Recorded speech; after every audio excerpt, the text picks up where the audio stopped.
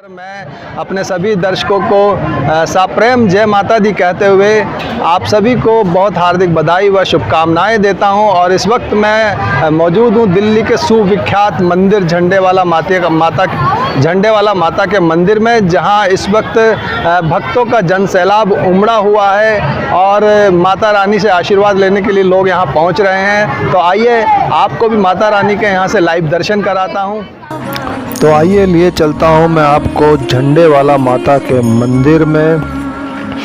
इस मंदिर का दिल्ली के तीर्थ स्थलों में देवी माता के मंदिरों में अपना अलग ही स्थान है। तो चलिए चलते हैं मंदिर के अंदर। और मैं आपको बता दूं कि नव दुर्गा हिंदू धर्म में माता दुर्गा अथवा माता पार्वती के 9 रूपों को एक साथ कहा जाता है। ये नवो दुर्गा को पापों की विनाशिनी भी कहा जाता है। हर देवी के अलग अलग वाहन हैं, अस्त्र शस्त्र हैं, परंतु ये सब एक ही हैं। नौ दुर्गा में कर्मशः शैलपुत्री, ब्रह्मचारिणी, चंद्रघंटा, कूष्मांडा, स्कंद माता, कात्यायनी, कालरात्रि, महागौरी और सिद्धिदात्री हैं। माँ दुर्गा पहले स्वरूप में शैलपुत्री के नाम से जानी जाती हैं। यही 9 दुर्गाओं में प्रथम दुर्गा है। पर्वतराज हिमालय के घर पुत्री रूप में उत्पन्न होने के कारण इनका नाम शैलपुत्री पड़ा। नवरात्र पूजन में प्रथम दिवस इन्हीं की पूजा और उपासना की जाती है। इनका वाहन वृषभ है, इसलिए यह देवी वृषारूढ़ा के नाम से भी जानी जाती हैं। इस देवी ने दाएं हाथ में त्रिशूल धारण कर रखा है और बाएं हाथ में कमल सुशोभित है। यह सती के नाम से भी जानी जाती हैं।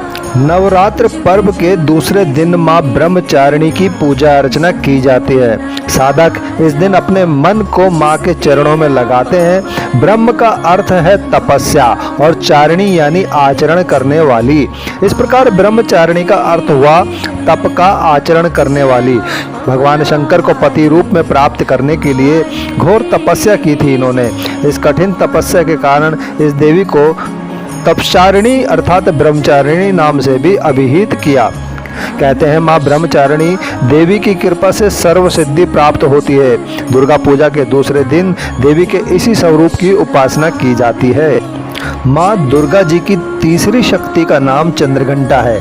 नवरात्रि उपासना में तीसरे दिन की पूजा का अत्यधिक महत्व है और इस दिन इन्हीं के विग्रह का पूजन आराधना किया जाता है। इस दिन साधक का मन मणिपुर चक्र में प्रविष्ट होता है। इस देवी की कृपा से साधक को अलौकिक वस्तुओं के दर्शन होते हैं, दिव्य सुगंधियों का अनुभव होता है और कई तरह की ध्वनियाँ सुनाई देती हैं। देवी का यह स्वरूप परम शांतिदायक और कल्याणकारी माना गया है। इसलिए कहा जाता है कि हमें निरंतर उनके पवित्र विग्रह को ध्यान में रखकर साधना करनी चाहिए। नवरात्र पूजन के चौथे दिन कूष्मांडा देवी के स्वरूप की ही उपासना की जाती है। इस दिन साधक का मन अदाहत चक्र में अवस्थित होता है। नवरात्रि में चौथे दिन देवी को कूष्मांडा के रूप में पूजा जाता है। अपनी मंद हल्की हंसी के द्वारा अंड यानी ब्रह्मांड को उत्पन्न करने के कारण इस देवी को कूष्मांडा नाम से भी अभिहित किया गया है। जब सृष्टि नहीं थी, चारों तरफ अंधकार ही अंधकार था, तब इसी देवी ने अपने इष्ट हास्य से ब्रह्मांड की रचना की थी। इसलिए इसे सृष्टि की आदि स्वरूपा या आदि शक्ति भी कहा गया है। नवरात्रि का 5वां दिन स्कंद माता की उपासना का दिन होता है। मोक्ष के द्वार खोलने वाली माता परम सुखदायी है। माँ अपने भक्तों की समस्त इच्छाओं की पूर्ति करती है। इस देवी की 4 भुजाएं हैं। ये दाईं तरफ की ऊपर वाली भुजा से स्कंद को गोद में पकड़े हुए है। नीचे वाली भुजा में कमल का पुष्प है। बाईं तरफ ऊपर वाली भुजा में वर दमुद्रा में है और नीचे वाली भुजा में कमल पुष्प है। माँ दुर्गा के छठे स्वरूप का नाम कात्यायनी है। उस दिन साधक का मन आज्ञा चक्र में स्थित होता है। योग साधना में इस आज्ञा चक्र का अत्यंत महत्वपूर्ण स्थान है। नवरात्रि में छठे दिन माँ कात्यायनी की पूजा की जाती है। इनकी उपासना और आराधना से भक्तों को बड़ी आसानी से अर्थ, धर्म, काम और मोक्ष चारों फलों की प्राप्ति होती है। उसके रोग, शोक, संताप और भय नष्ट हो जाते हैं। जन्मों के समस्त पाप भी नष्ट हो जाते हैं। माँ दुर्गा जी की 7वीं शक्ति कालरात्रि के नाम से जानी जाती है। दुर्गा पूजा के 7वें दिन माँ कालरात्रि की उपासना का विधान है। इनकी साधना से साधक के लिए ब्रह्मांड की समस्त सिद्धियों के द्वार खुलने लग जाते हैं।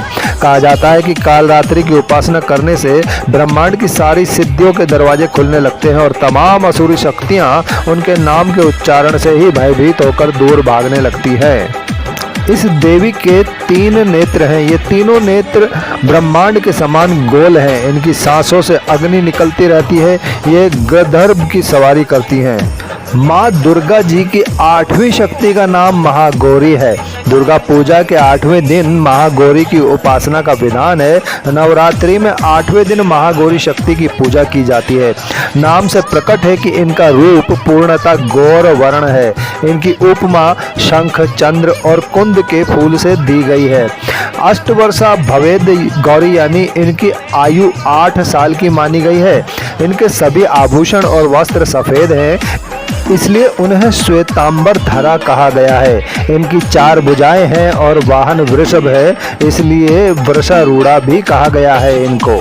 माँ दुर्गा की 9वीं शक्ति का नाम सिद्धिदात्री है। ये सभी प्रकार की सिद्धियों को देने वाली है। नवरात्र के 9वें दिन इनकी उपासना की जाती है। मान्यता है कि इस दिन शास्त्रीय विधि विधान और पूर्ण निष्ठा के साथ साधना करने वाले साधक को भी सभी सिद्धियों की प्राप्ति हो जाती है। इस देवी के दाहिने तरफ नीचे वाले हाथ में चक्र, ऊपर वाले हाथ में गदा तथा बाईं तरफ के नीचे वाले हाथ में शंख और ऊपर वाले हाथ में कमल पुष्प है। इनका वाहन सिंह है और ये कमल पुष्प पर भी आसीन होती है। नवरात्र में यह अंतिम देवी है। हिमाचल के नंदा पर्वत पर इनका प्रसिद्ध तीर्थ है। नवरात्र के पावन पर्व का समापन बुराई पर अच्छाई की जीत के प्रतीक के रूप में विजयदशमी यानी दशहरे के साथ मनाया जाता है।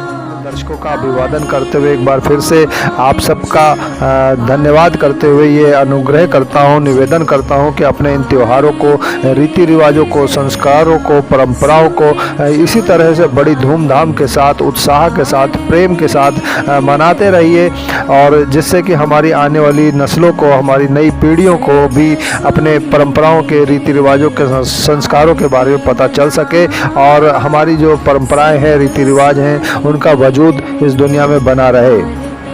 वीडियो पसंद आया हो तो एक बार मेरे साथ प्यार से कहें, प्रेम से कहें जय माता दी और कमेंट बॉक्स में ज़रूर लिखें जय माता दी। एक नई वीडियो के साथ जल्द ही मिलेंगे आपसे, तब तक के लिए नमस्कार।